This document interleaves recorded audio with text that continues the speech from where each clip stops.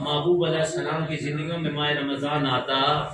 تو اللہ تعالیٰ کے خوف اور حق عبادت کے احساس سے محبوب علیہ السلام کا رنگ مبارک بدل جایا کرتا، رنگ مبارک بدل جایا کرتا، آپ صلی اللہ علیہ وسلم کی نمازوں میں مزید اضافہ ہو جاتا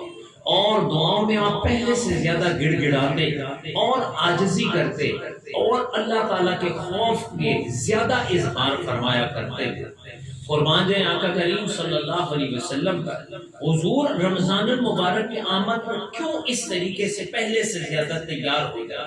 علامہ عبد الرؤف مناوی رحمۃ اللہ علیہ اس کی شرح میں لکھتے ہیں کہ محبوب علیہ السلام کا رنگ مبارک اس لیے رمضان کی آمد پر تبدیل ہو جاتا اس خوف سے کہ کہیں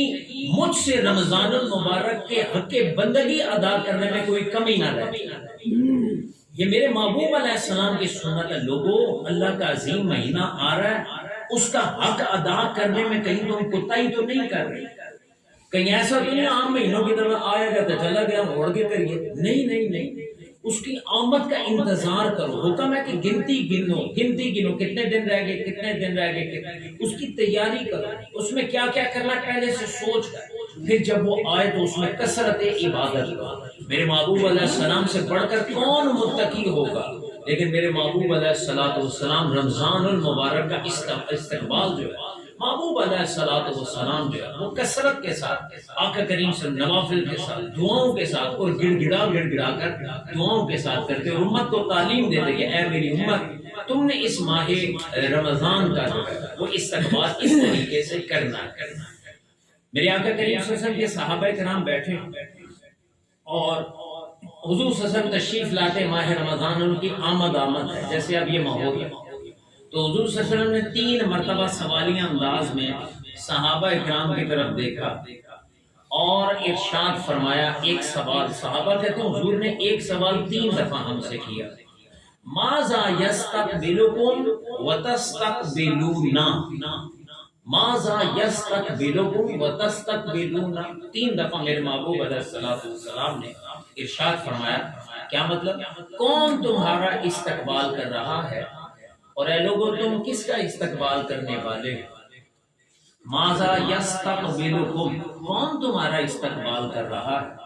بتاؤ تم کس کا استقبال کرنے والے ہو؟ حضرت فاروق اعظم عمر بن خطاب رضی اللہ تعالی عنہ نے عرض کی، یا رسول اللہ صلی اللہ علیہ وسلم، کیا کوئی وحی اترنے والی، کیا کوئی وحی اترنے والی جس سے پہلے آپ ہمیں ذہنی طور پر الرٹ فرما رہے ہیں؟ تو آقا کریم صلی اللہ علیہ وسلم فرمایا نہیں، وحی نازل نہیں۔ پھر عرض کیا فاروق اعظم نے، یا رسول اللہ صلی اللہ علیہ وسلم، کیا کسی دشمن سے ہماری جنگ ہونے والی کہ ہم اس لشکر کے لیے تیار ہو جائیں، اس لشکر کے استقبال کے لیے پہلے سے زیادہ بہادری کے ساتھ جوڑ دیں؟ محبوب علیہ السلام نے ارشاد فرمایا نہیں، ایسی بھی کوئی بات نہیں۔ پھر عرض کی فاروق اعظم رضی اللہ تعالیٰ، یا رسول اللہ صلی اللہ علیہ وسلم، پھر آپ ہمیں یہ کیا ارشاد فرما رہے ہیں کہ ماذا یستقبلکم وتستقبلون، کون ہے تمہارا استقبال کر رہا اور تم کس کا استقبال کرنے والے ہو؟ اس کا مطلب کیا ہے یا رسول اللہ صلی اللہ علیہ وسلم؟ تو محبوب علیہ السلام نے ارشاد فرمایا، سنو اے میرے امتیوں، میرے صحابہ، ان اللہ، بے شک اللہ تعالی، یغفر فی اول لیلۃ من شہر رمضان لکل اہل القبلہ، بے شک اللہ تعالی ماہ رمضان کی پہلی رات ہی کو تمام اہل قبلہ کی بخشش فرما دیتا ہے۔ اب پہلی رات ہے اور اس میں فرمایا یہ جا رہا ہے اللہ رب العالمین اس کی پہلی رات کو اہل قبلہ کی، جو قبلہ کی طرف منہ کر کے سب اکٹھے نماز پڑھتے ہیں، اللہ تعالیٰ ان کی بخشش فرما دیتا ہے۔ معلوم یہ ہوا کہ جو رمضان کا استقبال اس لیے کرے گا، اور استقبال دیکھیں پہلی رات، ہمارا اسلامی معاملہ سلسلے ہمارے سارے معاملات میں، اور اس میں عموماً کیا ہوتا ہے، رات پہلے آتی ہے دن بعد میں آتی ہے۔ پہلا روزہ تو کل ہونا چاہیے، رات کی تراویح ہم پہلے پڑھتے ہیں، اسی لیے فرمایا کہ کس کا استقبال کرنے والے ہو؟ اپنے ذہنوں کو رمضان المبارک کے استقبال کے لیے تم نے تیار رکھنا ہے۔ اور پھر کیا کرنا ہے؟ پھر تم نے کیا کرنا ہے؟ اچھے انداز میں استقبال کرنا ہے۔ جیسے ہی ماہ رمضان کی پہلی رات آئے تو یہ نو انہی چکروں میں پڑے رہو، چاند ہویا نہیں ہویا، نظر آیا نہیں آیا، تراویحیں پڑھیں نہ پڑھیں، کل سے شروع کریں گے آج سے کریں،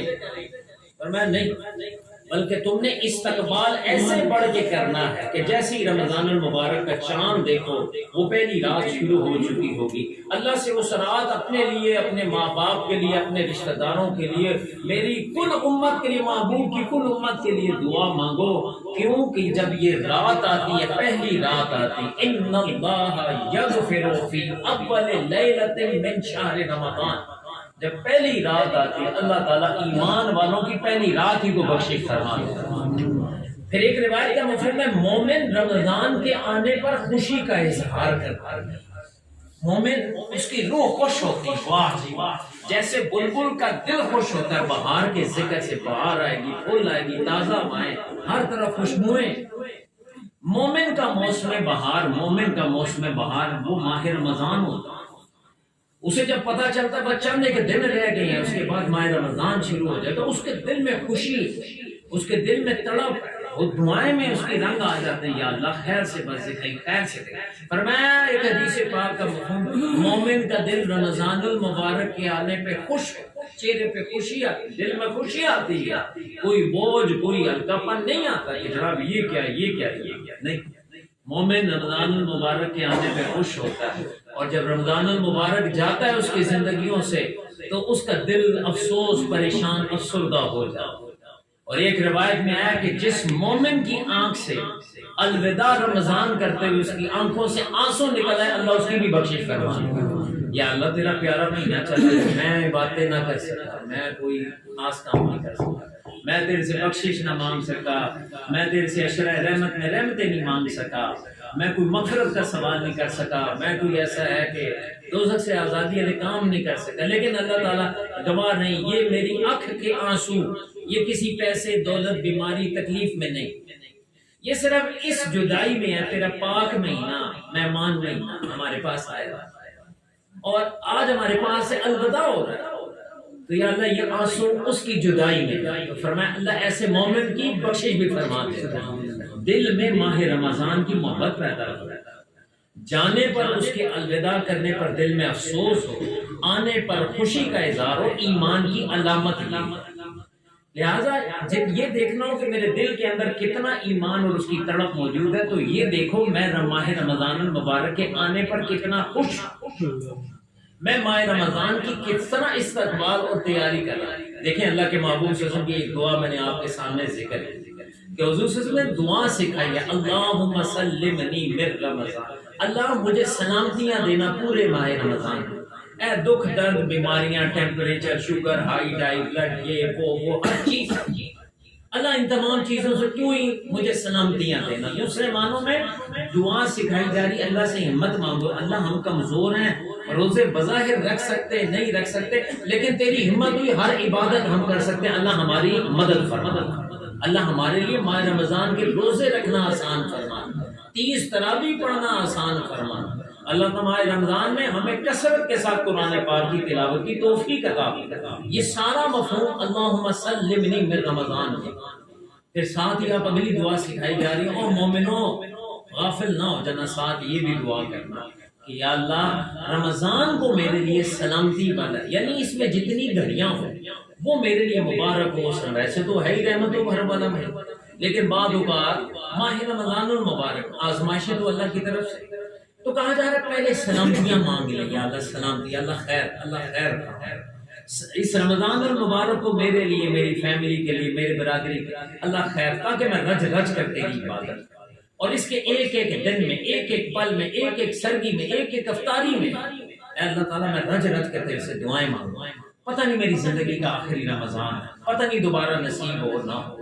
ایک شخص آئے، یا رسول اللہ صلی اللہ علیہ وسلم نماز کے اندر جو ہے وہ دل نہیں کرتا، عبادت میں دل نہیں لگتا، تو حدیث پاک کا مفہوم ہے ہر نماز کو اپنی آخری نماز سمجھ کے پڑھے گا تو پھر تیری نماز کے اندر خشوع، خضوع اور لطف پیدا ہوگا۔ تو اسی طرح علماء نے کہا اگر بندہ ہر ماہ رمضان کو، ہر سال کے ماہ رمضان کو زندگی کا آخری ماہ رمضان سمجھ کر اس کا استقبال کرے، اس کے آنے پر خوشیاں اور اظہار خوشی اور تیاری سے استقبال کر کے اس کی عبادات کی نیت کر لے، یار ہمارا معاملہ بڑے رحیم اور کریم رب سے، میرا رب فرماتا ہے بندے نیت کر،